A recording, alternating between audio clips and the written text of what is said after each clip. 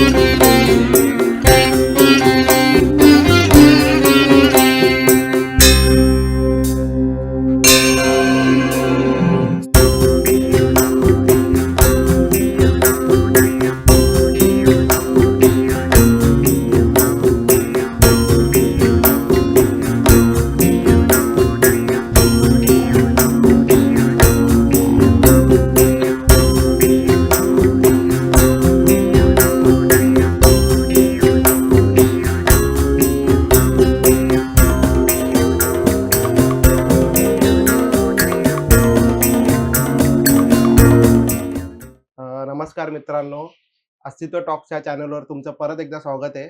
आणि आज मी खूप दिवसांनी तुमच्यासाठी एक नवीन कन्सेप्ट घेऊन आलोय. आणि आपण जिकडे आलोय त्या देवीचं दर्शन घेण्यासाठी. आणि त्यांच्या घरी देवी बसली, त्यांचं नाव आहे श्याम मटकर. तर आपण त्यांच्याशी आता बोलूयात की ह्या देवी जी बसवली आहेत ते कशासाठी बसवली आहेत आणि का बसवली आहेत, किती वर्षापासून बसवतात आहे, त्याच्या मागे उद्दिष्ट काय आहेत.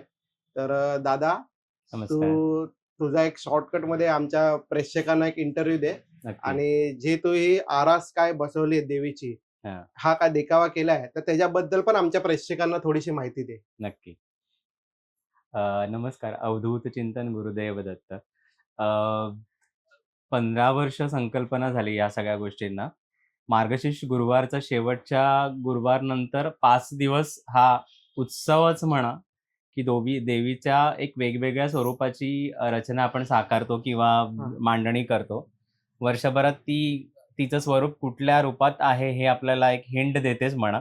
अच्छा. आणि मग त्याप्रमाणे सगळे प्रयत्न सुरू होतात. मग त्याच्यावरती थोडासा अभ्यास कराय की ते नक्की स्वरूप काय आहे. ओके. तसंच हे स्वरूप मलाही 6 महिन्यापूर्वीच समजलं. श्याम दादा, तू ज्या देवीचं म्हणजे आदिशक्तीचं स्वरूप साकारलंय, हां. त्या देवीबद्दल आमच्या प्रेक्षकांना थोडीशी माहिती दे. अ, ह्या वर्षी जे स्वरूप आहे ते शुभात्रेयी देवीचं स्वरूप आहे. हं. आणि मुळात अत्री ऋषी आणि अनुसूया माता, अच्छा. दत्त महाराजांचे आई-वडील, अच्छा. हां, त्यांचीच ही कन्या. जेव्हा अत्री ऋषींनी तप केलं हं. कन्या आणि पुत्रप्राप्तीसाठी, तेव्हा त्यांना 3 पुत्र प्राप्त झाले. त्यातला एक सोम म्हणजे चंद्र, हं. दुर्वास म्हणजे दुर्वास ऋषी हं. आणि दत्तात्रेय महाराज म्हणजे ब्रह्मा, विष्णू, महेश. ती हं. माहिती तर आपल्याला माहितीच हां. आहे. आणि त्यांना एक कन्याही हवी होती. म्हणजे कन्यारत्न पण त्यांना हवं होतं. अच्छा. सो मग त्यांनी देवांकडे सांगितलं, की आम्हाला एक कन्यारत्न पण प्राप्त व्हावं. मग तेव्हा शुभात्रेयी जन्माला आली आणि अच्छा. पुढचं कार्य तिचं जे काय आहे ते तिने केलं. अच्छा. दत्त महाराज आहेत, त्यांची धाकटी बहीण शुभात्रेयी म्हणून हे स्वरूप आहे देवीचं. ओके. आणि तिला स्वतःला म्हणजे तिला काळाचं बंधन नाहीये किंवा ती अमर आहे. हं. तिचं मूळ तत्वच शक्ती, आदिशक्ती जे आहे तेच अच्छा. आहे. सो अच्छा. ती सगळ्या ब्रह्मांडाची जी रचना किंवा सुरुवात आहे ही तिथपासूनच आहे. अच्छा. सो त्या सगळ्या गोष्टीला आधारून जे काही स्वरूप तिने आमच्याकडून साकारून घेतलं म्हणायचं, ते तुमच्या समोर छान दिसतंय. ओके. आणि सगळ्यांनी आनंद घेतलाय, अजूनही अच्छा. घेतायत. अच्छा. त्यामुळे छान बरं वाटतंय आम्हाला ह्या सगळ्या ओके. गोष्टी करताना. म्हणजे एकंदरीत तुझी जी कन्सेप्ट आहे, म्हणजे ही मला ॲक्चुअली पहिल्यांदाच कळलं, की दत्त महाराजांना पण एक बहीण हो, होती. असे माझ्यासारखे खूप जण असतील, की आहेत. ते ज्यांना माहितीच नसेल. जेव्हा माहिती. काही लोकं येत असतील, जेव्हा तुला हा प्रश्न विचारत हो. असेल, की तू हे नक्की नक्की काय स्वरूप काय केलंय? साकारलंय? तर त्यांना पण हे कदाचित नवीन असेल, की ही दत्त महाराजांची बहीण आहे म्हणून. बहीण तर आहे. मला एक फक्त विचारायचं होतं, की या बहिणीचं कार्य काय होतं? आता हे म्हणजे ती कशासाठी तिचा एक बोलतात ना उद्देश उद्देश किंवा काय? जे कार्य हां, तर ते थोडंसं आमच्या प्रेक्षकांना सांगशील का तू? मुळात ती आदिशक्ती असल्यामुळे तिच्यापासून जी काही उत्पत्ती आहे म्हणजे ब्रह्मा, विष्णू, महेश ह्या हां. तिन्ही देवांची उत्पत्ती ही तिथपासूनच आहे. ओके. पण जेव्हा वेद लिहिले जात होते, आपले 4 वेद जे आहेत, हं. ते लिहिले जात होते. त्या वेद लिहिताना जी संरक्षण शक्ती होती, हं. त्याची पूर्ण म्हणजे संरक्षण करण्याची जी तिला म्हणतो ना आपण की सिक्युरिटी हां. ती करत होती. ओके. सो ते ओके. लिहिताना ते लिहून झाल्यानंतर ते 4ही हे वेद तिच्या अधीन आहेत. म्हणजे तिचं वर्चस्व आहे त्या वेदांवरती. अच्छा. सो तो तर एक खूप मोठा कार्य होता. हं. आणि तिचं तपोबल इतकं मोठं शेवटी ती एक आदिशक्ती आहे. मूळ तत्व तिचं आहे. तर हं. तिची जी शक्ती जी पूर्ण आहे, तिने तिचं तप आणि ते सगळं त्या पादुकांमध्ये ठेवून दिलेलं आहे. हं. आणि त्या पादुका हिमालयाच्या अशा एक गुप्त गुहेमध्ये आहेत, की अच्छा. जिथेपर्यंत कुठलंच वाईट शक्ती त्या पादुका घेऊन हे करायच्या म्हणजे नष्ट करायच्या उद्देशाने आहेत. हं. पण आपले जे मंत्र किंवा नामस्मरण किंवा ह्या ज्या शक्ती किंवा जे आपण उपासना करतो, हं. त्याचं म्हणजे त्याचं तप आणि ते म्हणजे ऊर्जा आणि ती जी शक्ती आहे, ती इतकी प्रबळ आहे, की त्याचं संरक्षण अजूनही झालेलं आहे. ओके. आणि त्याचं मूळ म्हणजे जी सांभाळ किंवा ती गोष्ट गुपित ठेवलेली आहे, ते दत्तात्रयांच्या सानिध्यामध्ये आहे. त्याच्यामुळे तिथे ते अजून कोणी पोहोचलं नाहीये किंवा ते खराब करू शकलं नाहीये. त्यामुळे ओके. आपल्याकडे अजूनही सगळीकडे छान नामस्मरण, ओके. देवाचं म्हणजे सगळं या आधी अध्यात्म आणि ह्या सगळ्यात हं, हं. अजूनही सुरू आहेत. म्हणजे आदिशक्तीने ते 4 वेदांचं संरक्षण केलंय. हं. म्हणून असं पूर्ण आपलं नामस्मरण जे चाललंय, हे आदिशक्तीमुळे चाललंय. हो. असं तुझं म्हणणं आहे. ओके. मला अजून एक असं विचारायचंय तुला, की तुला याच आदिशक्तीचं म्हणजे हां. दत्तात्रयांच्या बहिणीचं स्वरूप साकाराची इच्छा का अशी प्रकट झाली, की तुला असं वाटतं, की प्रबल, की दरवर्षी तू 15 वर्ष हे करतोय. हां. पण यावर्षी ह्या आदिमायेची तुला जी आरास तू रेखाटली, का अशी हां. इच्छा झाली, की तुला करावं असं? मुळात म्हणजे दरवर्षी आपण जे करतो, ते म्हटलं ना, की ती दरवर्षी मला एक हिंट देते, अच्छा. की ह्या वर्षी हे स्वरूप असेल किंवा ह्या स्वरूपात मला बघायला आवडेल. अच्छा. आणि मग ते स्वरूपाची चाहूल लागली, की मग त्याच्या मागचा अभ्यास सुरू होतो. हं. म्हणजे पुढच्या वर्षी काय असणार हे मला माहिती नाही. आता ती सुरुवात करेल, की अरे अच्छा. हां, मग पुढच्या वर्षी हे असणार आहे. म्हणजे ठरवून केलेल्या कुठल्याच गोष्टी अजून झालेल्या नाहीयेत. आणि शेवटपर्यंत ती त्याची म्हणजे परीक्षाही घेते अच्छा. आणि त्याला ती छान तिच्या इच्छेप्रमाणे छान तयार होते, सगळी साकारून घेते आणि छान सेवाही करून घेते. त्यामुळे तो 5 दिवसाचा आमचा असं अगदी नवरात्रीसारखाच उत्सव आणि आनंद असतो. अच्छा. आणि मला हे विचारायचं तुला, की हे देवीचं जे स्वरूप साकारलंय, म्हणजे म्हणजे ह्या छोट्या-छोट्या गोष्टी बघितल्यात तर तुम्ही म्हणजे साडीपासून, ज्वेलरीपासून, परत नाकातली नथ, कानातल्या बुगड्या, तर हे कसं तयारी करतात? ह्याच्या मागची थोडीशी मेहनत काय असते? किंवा हे कसं तू तयार करतो ते पण आम्हाला जरा सांगशील? अ, तयारी अशी काय फारशी नसते. दरवर्षी आपण जेव्हा देवी साकारतो, तर तिचं स्वरूप लक्षात घेता आपण लक्ष्मी म्हटली की तिला अशी म्हणजे हं. खूप दागिने किंवा असं शृंगार आणि पैसा किंवा जास्त आपण म्हणतो ना सोनं, हं. त्यात अशी मढवलेली म्हणजे ती लक्ष्मीची आपल्या डोळ्यांसमोर जी अ, चित्र असतं लक्ष्मी हां. म्हटल्यावर, तो असतो. पण हिच्या बाबतीत असं आपल्याला काही रेफरन्स मिळालं नाही, हं. की शुभात्रेयी म्हटले की ही अशी काहीतरी इमेज. ओके. बट ती दत्त महाराजांची बहीण आहे म्हणून आम्ही अध्यात्म असं धरून आम्ही भगवं वस्त्र अच्छा. आणि रुद्राक्ष आणि मोती असं अच्छा. छान म्हणजे त्याचं समीकरण साधून आम्ही जितकं सोबर आणि सोज्वळ आणि शांत हं. जे साकारता येईल, ॲक्चुअली मी त्या तेच ह्याच्यामधनं बघणार आम्ही होतो. करत आलो आणि मग ते तिने छान करवून मी घेतलं. तेच बोलणार होतो. चेहरा जर बघितला ना तुम्ही, हां, डोळ्यांची जी बोलतात ना डोळे आणि डोक्यावरती जे भस्माचं जे 3 लाईन असतात त्रिपुंड. शंकरांच्या हं, हां.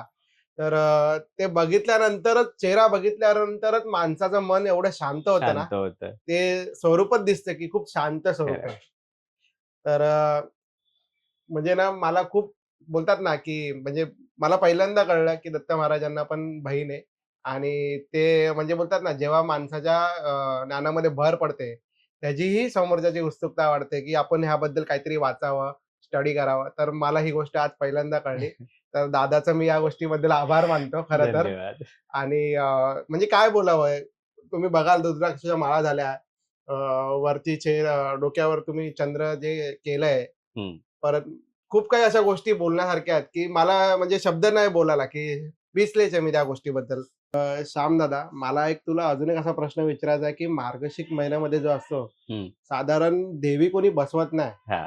तर ह्याच्यामागे इतिहास काय बसवण्यामागे आणि तुला असं काय वाटलं, की या महिन्यामध्ये देवी बसवली पाहिजे आपल्या घरी?